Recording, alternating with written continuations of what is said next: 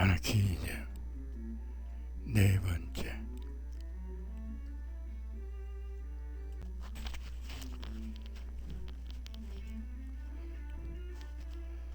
퓨리어스 피처. 아나키이즘 액티비스트이다.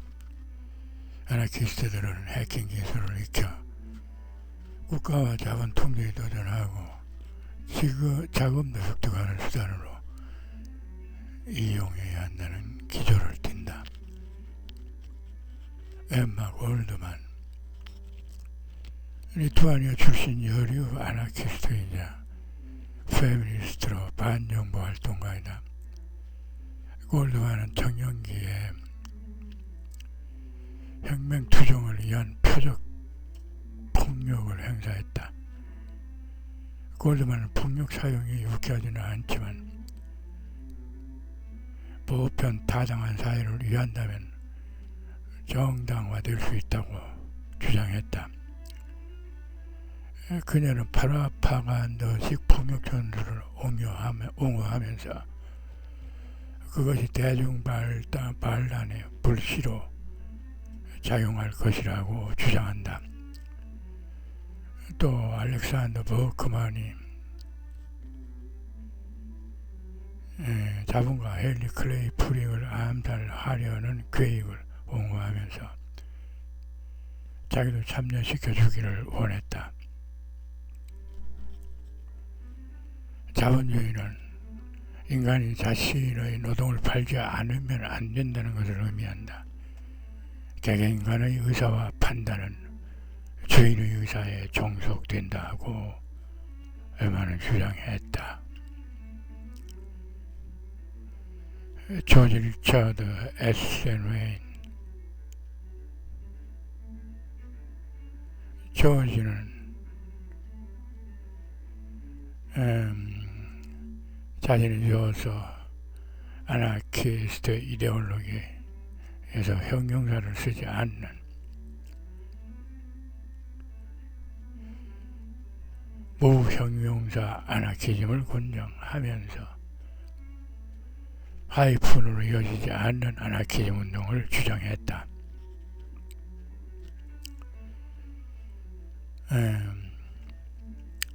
공산주의적, 집산주의적, 상호주의적, 개인주의적 등과 같은 수직 라벨이 없는 순수주의를 의미한다.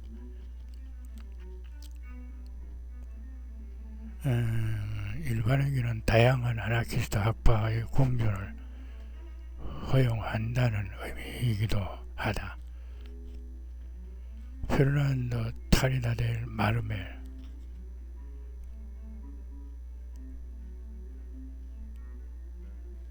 쿠바 출신은 그는 스페인에서 공산주의 아나키스트와 집산주의 아나키스트들에 대해 자신의 의견을 밝혔다. 형용사가 없는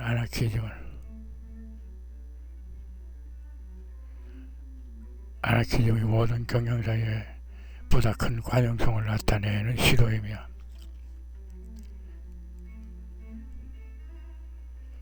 아나키스트는 사전에 획책한 경제계획을 어떤 사람에 대해서도 강요해서는 안 된다고 했다. 이 아나키스트의 경제적 선택은 자본주의와 국가를 폐기하기 위해 2차적으로 중요한 것이며 자유로운 실험은 자유사회의 한 가지 규칙이다. 그 주장했다. 볼트랜드 클라이어는 자신의 저술 아나키 안솔로지에서 다음과 같이 주장한다.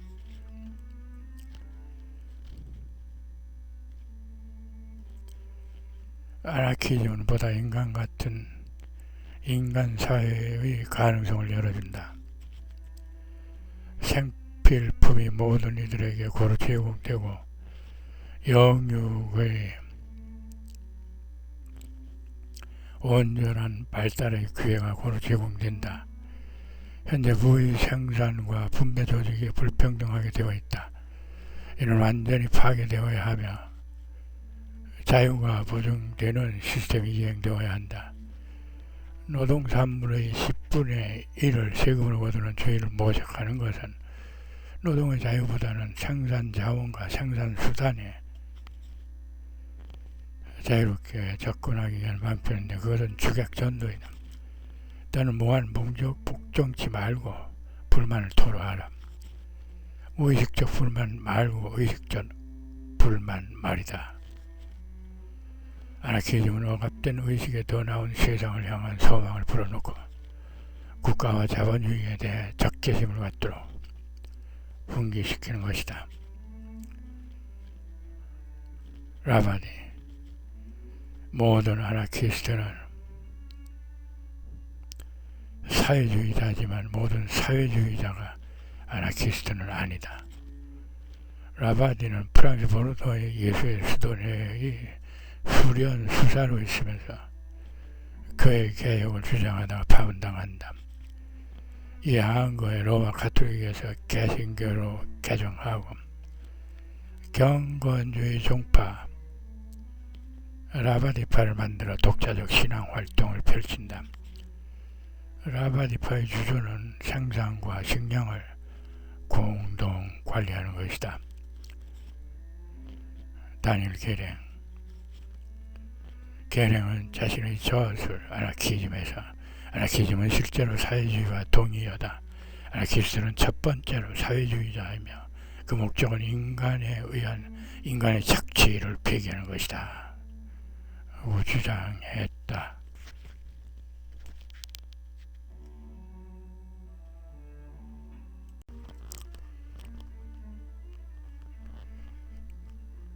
조합주의 혁명 사회주의 사상이 노동권을 침투하자 현대의 혁명적 조합주의 샹디칼리즘 아리오들이 등장한다. 그 기운은 자본주의 산업의 모태 잉글랜드에서 최초로 나타나 이 진보적인 영국 노동계급 전반에 영향을 미친다. 기존의 단결금지법이 철폐되자 노동자들은 노동조합 조직을 새로이 직조해 특징을 부여한다. 경험상 지역사회 조직은 노동자들의 일상의 양식을 위한 투쟁도 지원해주지 않을 만큼 냉혹했다. 하여 노동자는 자신의 경제상황을 자의적으로 즉시 개선하는 것 이외에 무엇도 목표를 삼지 않았다. 영국 노동운동의 사회주의 사상이 명확해진 것은 1830년대 초반이다. 로버트 오원은 영국의 선대 개혁가인 로버트 오원의 주니어로서 아버지가 세운 산업 공동체 뉴 레너크에서 자라고 거기서 아버지의 사회주의 사상을 처음으로 깨우치고 또 부친의 제자들과 열정적 프로파간다 운동에 나선다.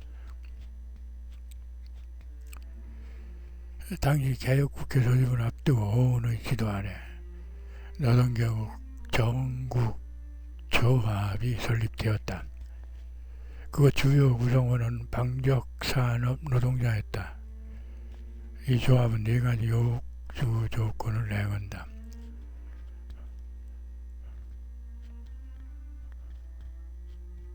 첫째, 모든 노동자에게 그 노동에 합당한 대가를 지불. 두 번째, 현재 상태의 자연적 수단을 사용해 고용자로부터 노동자를 보호해야 된다. 세 번째, 의회 개혁 및 남녀 평등한 보통 선거권 이 주어져야 한다. 네 번째, 경제적 재반 문제를 노동자에게 교육시켜야 한다. 이 요구 조건은 그간 정치적 개혁운동의 실패의 반영으로 로버트 오원의 교부의가 다수 반영된 의제이다. 1832년에 개혁 법안이 제출되었지만 순수한 노동계급의 정치적 소망과 환상을 깨뜨리는 친부르주아판 결과가 나온다. 이 법안이 법률로 제정되자 중산계급은 귀족이 지주를 누른 쾌군하고 반겼지만 노동자는 부르주아 계급에게 이용당했다는 것을 깨닫는다.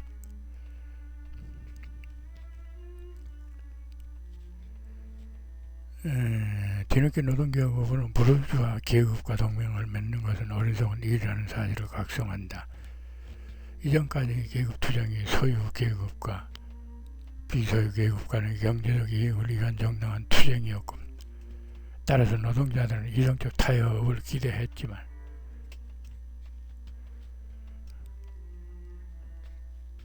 실상은 아니었다.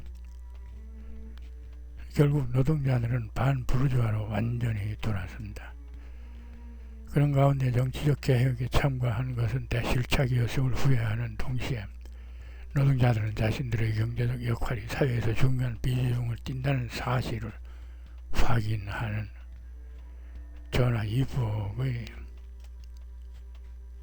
결실도 거둔다.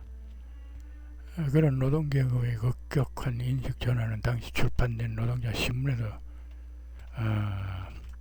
잘 나타나는데, 노동자는 자신들의 특별한 강점이 생산자라는 것을 자부하게 이른다. 노동자들의 이런 자긍심 고치는 로버트 오원의 프로파간다가 큰 역할을 했는데, 오원은 노동자 집단 전반에 걸쳐 지대한 영향력을 행사한다. 오원은 자본주의 경제 질서를 바꾸려면 노동조합의 일관된 성장이 전제되어야 한다고 강조했다. 그는 자본과 노동의 투쟁은 임금을 둘러싼 통상적 싸움으로 인정될 수 없다고 했다. 이런 통상적 노동자들의 투쟁이 무가치하다는 것이 아니라 보다 효율적인 방안을 찾으라는 공고였다. 노동자들은 입법행위 등 정치 구조에 기대지 말고 스스로의 힘으로 목적에 도전해 달성하기를 공고했다. 오원의 자구책 방법은 영국 노동계급 진보파의 진로에 큰 동기부여를 했고, 건축조합들은 이를 노동 강령으로 받아들였다. 건축 노동자 조합에는 다수 지역 노동조합이 결집해 있었고, 이들은 여러 노동자 조직 가운데 단연 진취적 능동성을 발휘했다. 반대로 경영자 입장에서는 노심초사의 화근이었다. 1831년 오원은 맨체스터의 조합 대표자회의에서 사회재해 우측 계획을 발표했다. 이 계획은 일종의 길드 사회주의 방식이며 노동조합 관리하의 생산자 협동조합 구성체이다.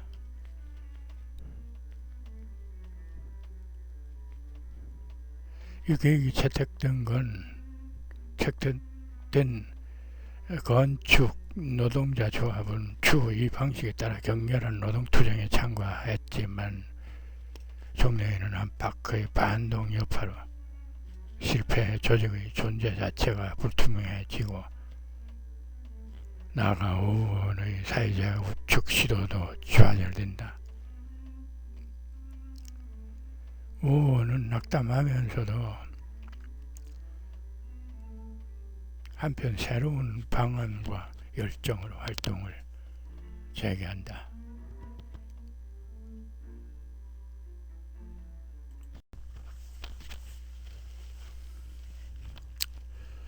1833년 런던에서 노동조합 간 협동조합 조직대회가 열렸다. 여기서 로버트 오원은 노동자 스스로에 의한 사회주의 구축 계획을 시행하기를 촉구했다. 그 조합 대표단 빈자의 수호자는 오원의 권장을 수용해 그 기조로 보고서를 작성한다.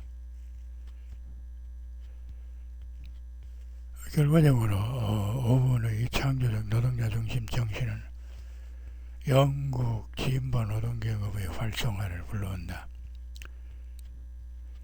대표단 대회는 지난날 시종 미미했던 목적들은 파기하고 오원의 주도하에 새롭게 작성된 보고서를 작성해 노동계급이 사회 전체의 변혁과 기존 세계 질서의 전복의 중심체임을 천명한다. 노동자는 사회의 저변이 아니라 정점이다. 그러나 궁극적으로는 저변도 정점도 없는 상태를 열망한다. 1833년의 노동조합과 협동조합 조직대회는 뒤이어 1834년에 설립되는 영국 아일랜드 전국 노동조합 총연합 GNC의 모태 역할을 한다.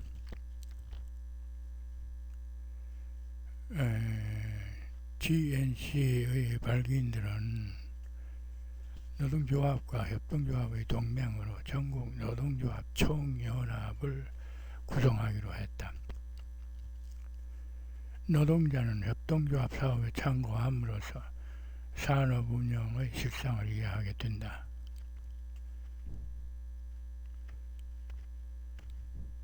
모든 착취가 끝날 때까지 생산자 자신이 경제생활 전체를 이해 운영하고 자신의 관리하에 있는 사회적 생산의 범위를 꾸준히 조절할 수 있는 재량권을 지닌다. 이런 지침은 노동자 컨퍼런스 또는 노동자 신문 등에 명시 발표된다. 전국 노동조합 총연합의 설립은 분산되어 있던 조직을 하나의 대연합으로 직결시키는 효과를 가져왔고 개개 노동자의 존재에 자긍심을 심어줬다. 그간 무수한 파업과 직장 폐지의 목표를 잃고 흔들리던 노동자들의 상당수는 GNC 노동조합에 가입한다. 이후 순수 노동조합 주위의 순수 노동자들은 정치적 개량주의자와 협조 노선을 유지하면서 기본 자세에는 변화를 가져온다. GNC는 필요 조건 개선에 앞장서 최상의 수요 메커니즘을 착안하기 위한 투쟁 조직으로 거듭난다. 나아가 자본주의를 전복하고 만인의 이익이 아닌 만인의 필요를 위해 모든 생산자의 협력 노동으로 변환시킨다는 목표를 위해 노력했는데 GNC는 이 운동의 실현을 위한 장으로 활용했다. 조직기획처는 GNC의 모든 공업, 농업에 관계된 노동자를 결집시키고 그 전문성에 따라 노동자를 그룹화했다. 개별 산업은 각각 하나의 전문 부분이 되고 각각의 생산활동의 특수조건과 관련된 경영기능의 메커니즘의 도움 속에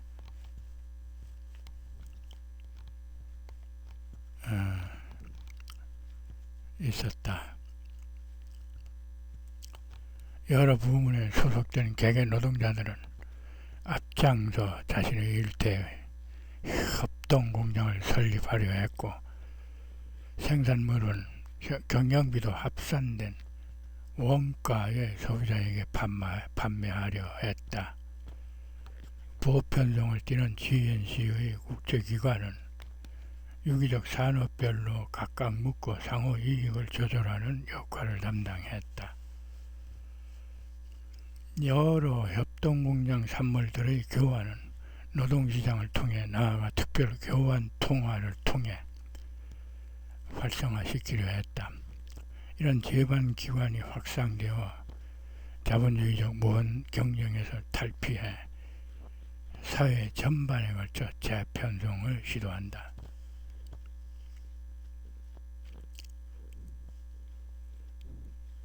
나아가 이 협동조합형 농업사업과 공업사업은 노동자들의 대자본주의 투쟁의 자신감으로 작용했다. 이런 새로운 자세는 GNC의 중점적으로 추구한 일들의 특징적으로 나타난다. 대지는 생활 필수품 중의 근본이며 생산기업이 땅을 소유하지 않으면 화폐 자본가에게 무한 종속된다. 계속해 통상무역의 변동에 종속되어 피해를 입기에 GNC는 충고한다. 조합은 파업 경험이 풍부한 농업 지도자에게 개개 생존 부양권을 맡기는 차원에서 개개 자금 허용 한도 내의 대지를 확보하도록 공고해야 한다. 노동조합원 가운데 합당한 수요처가 있는 개개는 그 상품의 제조산업에 종속토록 해야 한다. 이를 달성하기 위해 개별 지부는 가능한 작업실이나 작업장을 제공해야만 한다. 작업장은 각 지부의 이익이 되는 상품을 우선 제조해야 하나 내부 필요물자를 공급하기 위한 배치도 시행한다. 개별 지구나 지부는 내부에서 사용하는 식량과 상품을 저장할 곳을 자체 확보한다. 노동자는 도매 가격보다 조금 높은 가격으로 최상품을 구매할 수 있게 조치한다. 이 조치는 제반 직업의 노동의 가격을 하락시키는 것이 아니라 제조업의 과잉 공급을 없애는 등 노동 가격을 증가시켰다.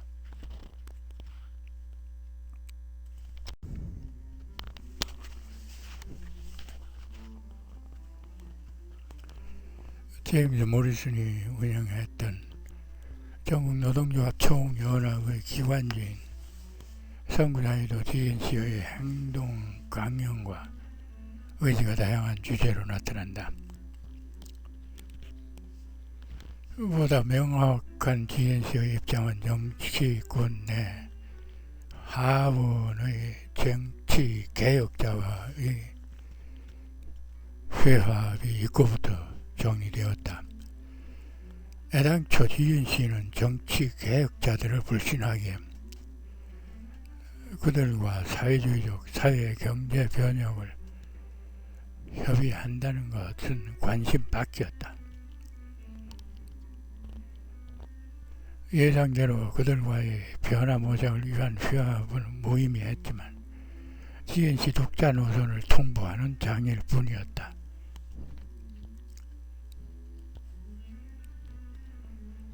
그때부터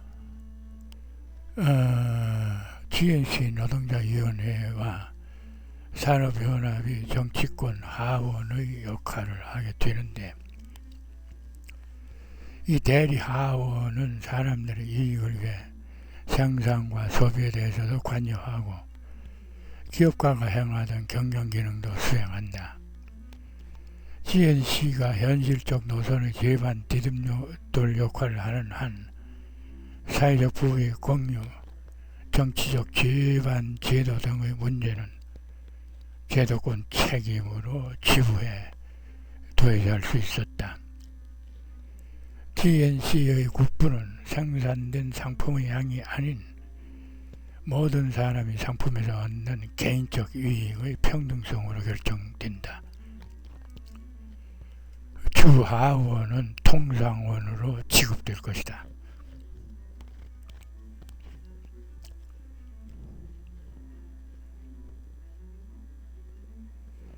전국 노동조합 총연합은 노동자들로부터 절대적 지지를 구가한다. 미국의 구성원은 50만 명을 상회하기에 이른다. 오원과 친구들은 GNC에서 각각 비중 있는 역할을 맡았다. 처음엔 조합의 목적을 명확히 이해하는 노동자는 지성인들 뿐이었다.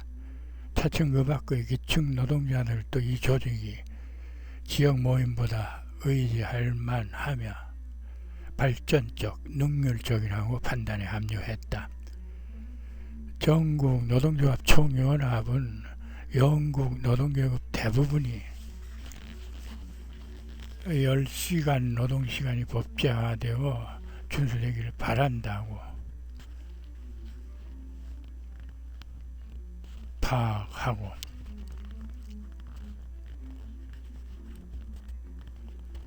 그 해법을 찾아 나선다. 그러나 전국 노동조합 총연합 투사들은 제도권 내의 노동시간 법제화는 희망을 걸지 않았다.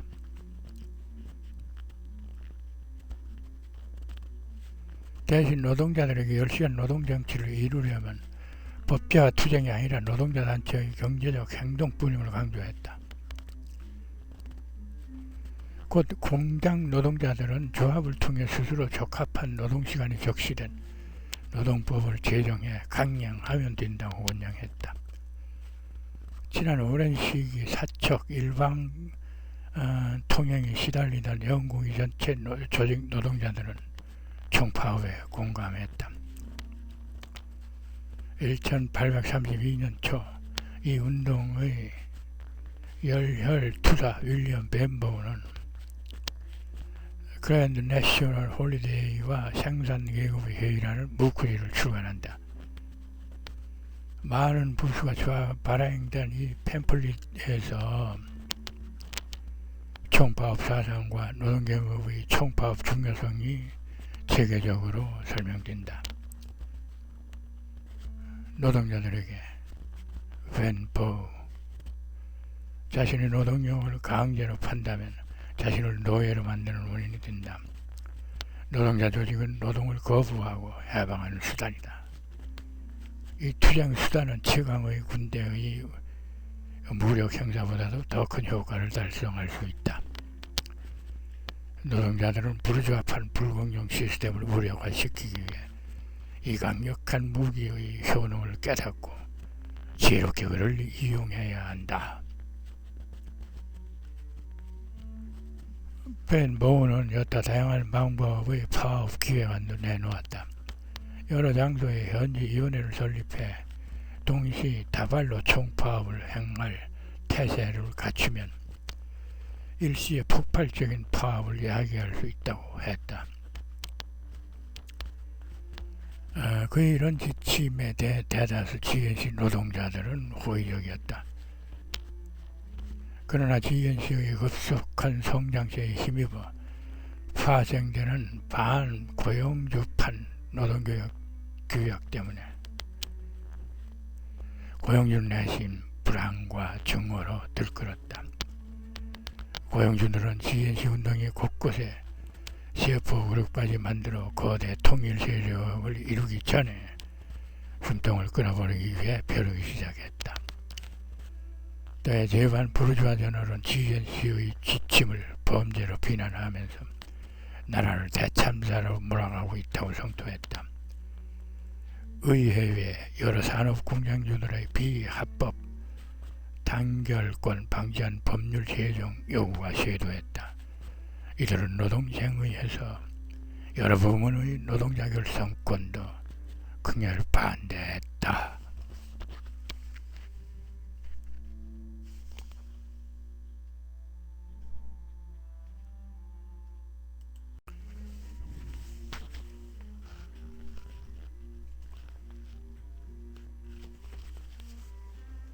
이때부터 정치권과 기득권의 세를 업은 많은 고용주들은 개개 노동자 면전에 소리를 놓고 조합 탈퇴와 직장 폐쇄 중 양자 택일하라고 윽박 지르기 시작했다. 이에는 부르주아 편에 서서 연전처럼 엄격한 단결금지법을 제정하지는 않았지만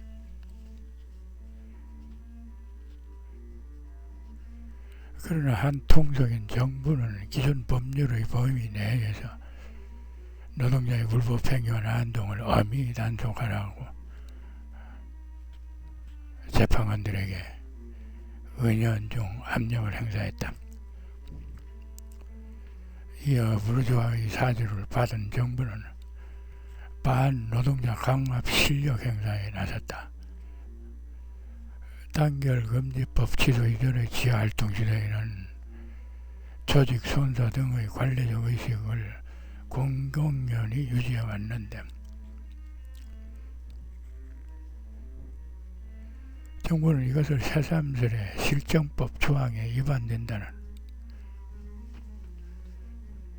구실로 단속했다. 연이어 수백 명의 노동자가 사소한 문제로 위법행위자로 포장되어 엄벌에 처해진다. 대표적 황당한 판결이 도체스터 사건이다. 도체스터 부근의 작은 마을 톨포도에 있는 CNC 소속 농업 노동자들의 소조가 주봉 7실링에서 8실링으로 임금 인상을 요구하자 고용규약 위반으로 6명의 농업 노동자가 체포되어 7년간 오스트레일리아 유영지행 중형에 처해진다. 이 사건으로 영국 노동계는 매우 격분해 총파업의 그림자가 그레이트 브리튼 섬 전체에 짙게 드리워진다. 전국 노동조합 총연합은 오랜 기간 임금 투쟁에 참여했고 그 탓에 다수의 법적 처벌도 받았다. 그 때문에 대중교육, 노동해석 등 많은 중요 계획들을 시행치 못하는 등 부실체제를 면치 못했다.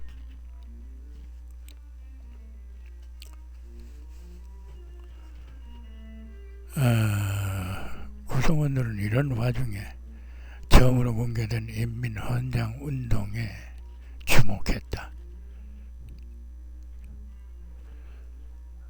이 운동은 전국 노동조합의 요구들 중 많은 것을 타당하다고 보아 수용하면서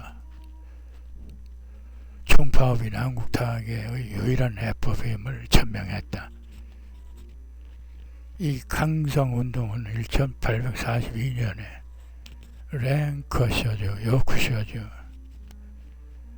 스태퍼드셔주 등의 모든 산업, 도자기 제조 지대와 웨일즈, 스코틀랜드 등의 탄광지구를 망라한 대운동으로 발전되어 대부르주아 대정부 투쟁에 나선다. 그러나 오원은 인민헌장운동이 정치개혁에만 큰 비중을 두고 경제적 문제는 등하시한다고 비난했다. 결국 이 운동의 대정치, 대정부 강성 투쟁 방식은 갈목할 만한 운동과 효능을 입증하지 못하고 수그러든다. 이어 1848년에서 9년의 유럽 대륙의 강성혁명도 실패. 인민언장운동은 몰락의 길로 접어든다. 이우정 통지혜 씨가 다시 영국 노동운동 현장의 주류로 복귀한다.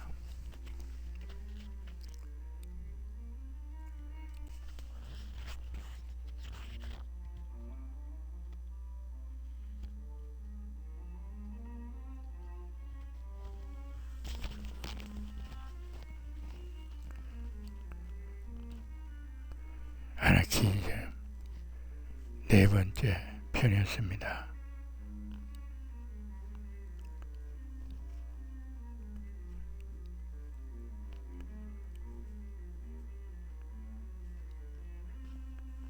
감사합니다.